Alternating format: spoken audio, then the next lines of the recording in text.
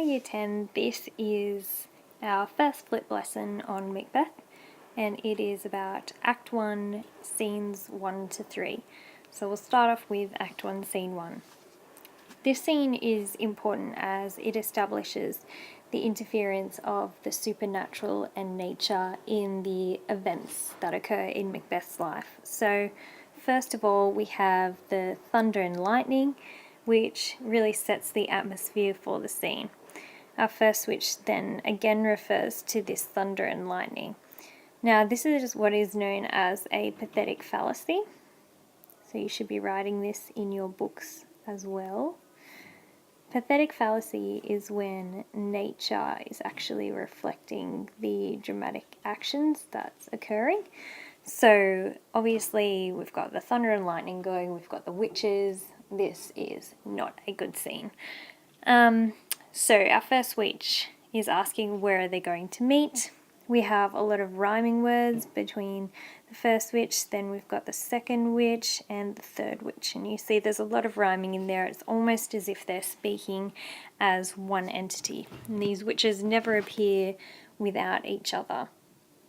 Following that, they're asking, okay, well, when are we going to see Macbeth? Then they say, where are we going to see Macbeth? And they decide they're going to meet him on the heath. Now, this reference to I come grey Malkin and Paddock calls is actually about the witch's association with the devil. So it was believed back in Elizabethan times that witches served particular demons and basically carried out their purposes on the earth.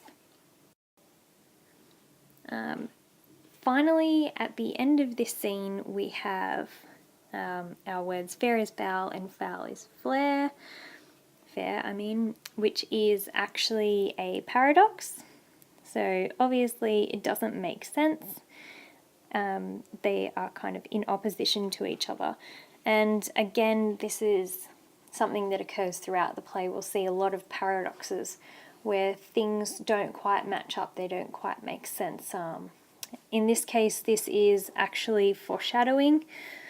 Macbeth will think that the prophecy that these witches make is actually something really, really good, but it turns out to be something that destroys his life. So that kind of is established in this very first scene. It's foreshadowed. Scene 2, our witches are gone obviously, and we have a few of our important characters.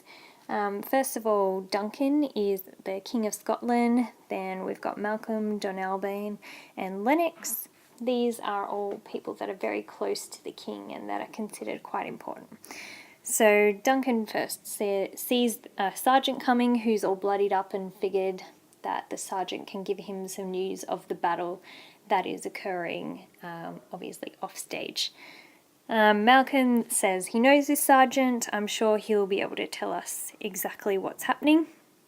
And then we've got our sergeant's lines here. Basically, he's saying that really the battle could have gone either way, and he uses a metaphor to show this when he says, as two spent swimmers that do cling together and choke their art.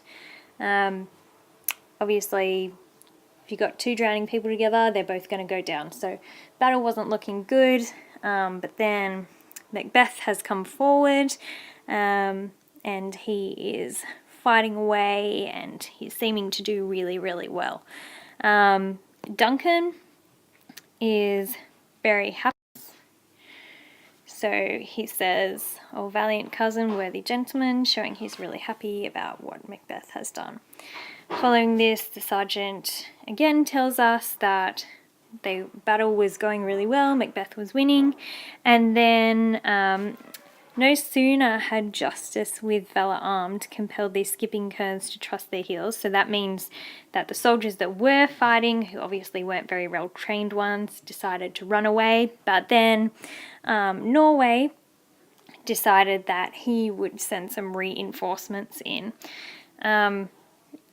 Duncan is concerned, maybe did this put Banquo and Macbeth off? Did they then lose the battle? But the sergeant reassures them, no, as sparrows, eagles, or the hare, the lion, This is another metaphor saying that they were brave men who stood their ground. And then we've got our biblical reference here to Golgotha.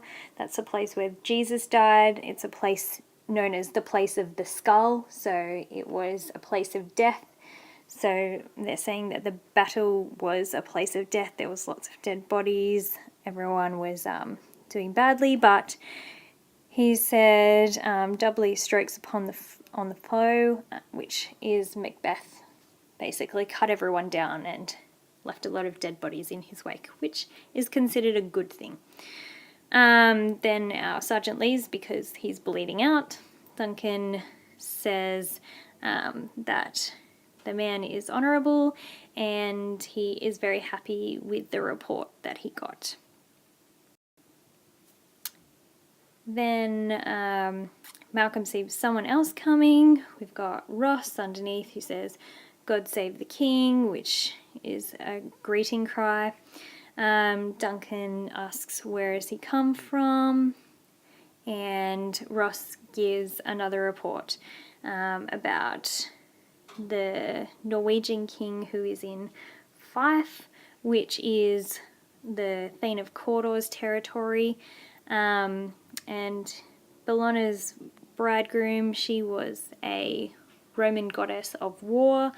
Basically, he's saying that the Thane of Cawdor has brought down war upon them all with his rebellion and aligned himself with the Norwegian, and so therefore he should be judged accordingly.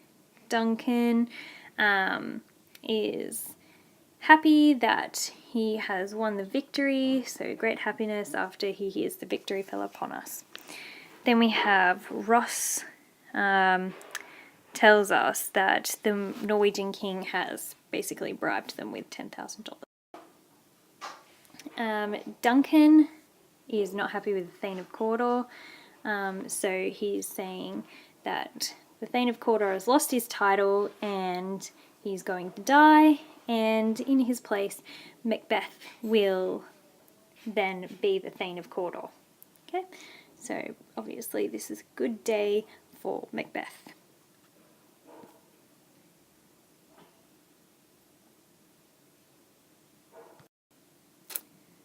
This is Act 1, Scene 3. We start off with just our witches again.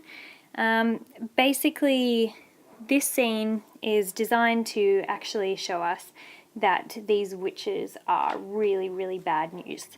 So the first witch in all of this gobbledygook is basically saying, "I asked a woman for a chestnut and she said no, so now I'm going to torment her husband." So it's just basically showing the character of the witches. They're not good news. Following this, we then have our entrance from Macbeth, and the Weird Sisters, just as they see Macbeth coming, they do a chant.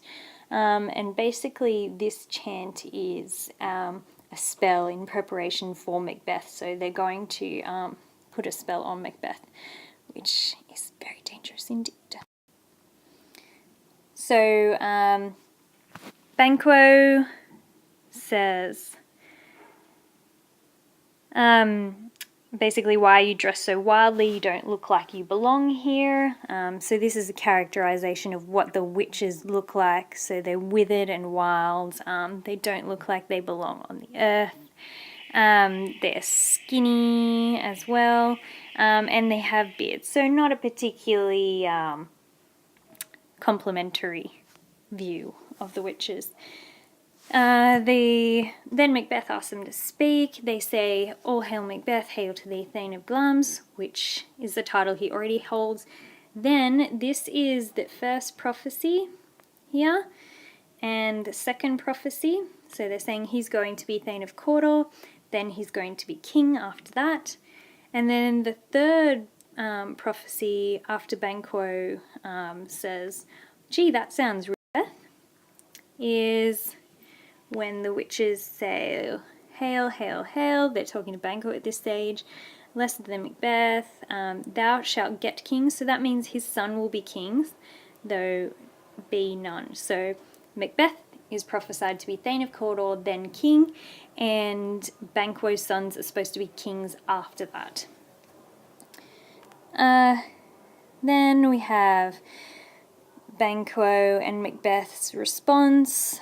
They're a bit confused about how that will be and how the witches know about that. But the witches vanish before they have a chance to clear that up. Banquo and Macbeth are puzzled when they vanish. And then they kind of go into saying, well, did we really see what we just saw, or are we going crazy? Banquo and Macbeth, instead of immediately questioning the prophecy, they are quite happy about it. So Macbeth says, your children shall be kings. Banquo says, you shall be king. And Thane of Cawdor went it not so. So they're pretty happy about the prophecy that is going to happen. Then Ross interrupts them and basically says, hi Macbeth, the king's really, really happy with you. Everyone's told him how good you did in the battle. So we have all of that there. We have lots of praises. Angus says, we've been brought to get you, to bring you to the king. And Ross says that he is the Thane of Cawdor now. So Macbeth is the Thane of Cawdor. So this is the first prophecy that we've got that has already been fulfilled. What can the devil speak true? Again, this is a reference to the witches and the idea that they are serving the devil or the demons. Macbeth obviously questions that, and then they tell him about how the Thane of Cawdor has been condemned to death because of his role in the rebellion. Macbeth then has his own little aside, and it's quite obvious here that he's pretty happy about this, and he's got ambitions to be even better. He also shows his ambition when he questions questions Banquo's attitude towards the prophecy. Banquo is a little bit more wary at this point, so he says it is strange and oftentimes to win us harm. The instruments of darkness tell us truth. So he's saying maybe they've just told us one truth, and that doesn't necessarily mean that we can trust them in everything else. So he's a bit wary at this side. But Macbeth doesn't really listen to his friend. He says two truths are told. So that's that he's Thane of Glamis and that he is the Thane of Cawdor as well. So he then says, cannot be ill, cannot be good. Again, that's that paradox coming out that we have throughout. And he immediately jumps to the conclusion that he is going to have to murder someone, obviously the king. Weird conclusion to jump to since things have happened naturally so far. So he's not happy about having to murder someone, but he almost feels like he's destined to do it. He again, he's really exaggerated language here, shakes my single state of man, that function. Banquo is watching him, seeing how obsessed he is with this, how obsessed Macbeth is with this prophecy. Then Macbeth finally comes to the conclusion, oh, maybe chance will just crown me like it did when I became Thane of Cawdor. But the idea of murder has already entered his head, even at this very, very early stage. We have this motif of garments throughout, so you'll see that a lot of the time in the play when they're referring to new titles or perhaps how they got titles, whether their clothes are soiled. And then we have, again, Macbeth is saying, okay, maybe I'm a bit overwhelmed with all this information I've just got. Banquo, we should meet up later and just have a chat about this once we've had a think about it ourselves. Banquo agrees, and then Macbeth exits. End of scene.